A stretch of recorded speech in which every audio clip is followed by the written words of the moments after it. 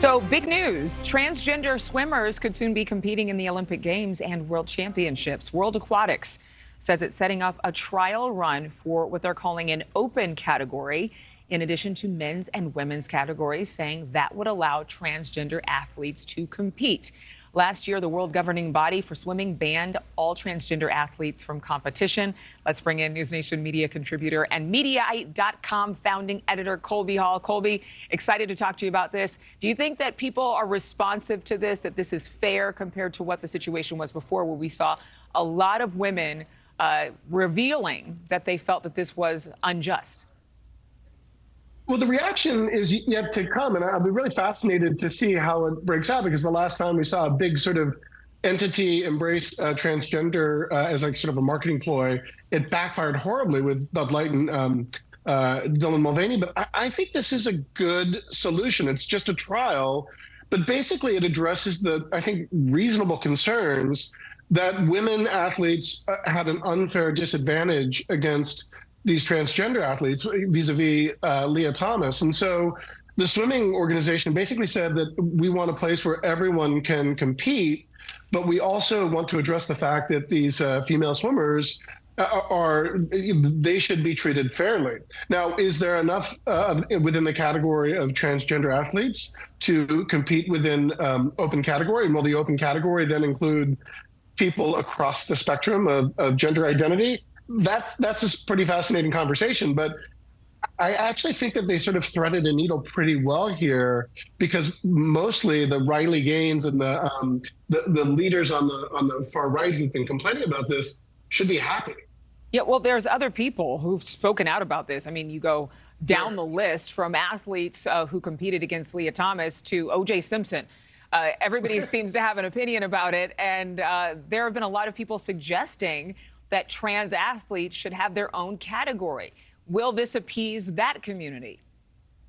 Well, it should, because that's exactly what they got. I mean, this is the first step towards that. I mean, I think, I read the statement from the head of the swimming board, the global swimming board, and, he was very thoughtful and nuanced, and he said, this is a really complicated issue. And, it's not an issue it's a societal issue that we shouldn't leave the head of the swimming board to help us figure out. But I think what they determined is that, let's take this first step. Let's try this out. Let's remove transgender competitors from sort of the male and female events, and instead do this open category. Now, who gets to compete within that open category?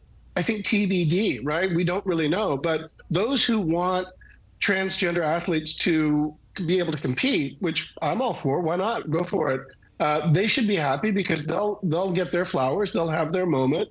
And those who felt that they had an unfair advantage against female athletes should be thrilled also, because, no longer are those who were born genetically male and transitioned will be able to compete against those who self-identify as female. Now, again, this is a slippery slope. When we keep how people identify and where they want to compete, that's like the follow-up controversy that could come. But I think at some point, reasonable people will say, okay, great, you can have your open category. Let's do it. Go for it. Get your gold medal.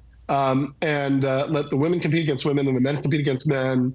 And everyone's a winner. Well, it'll be interesting to see if that follows a decision within schools, colleges and universities, as well as public institutions for education for K through 12. Are they going to allow for that open category?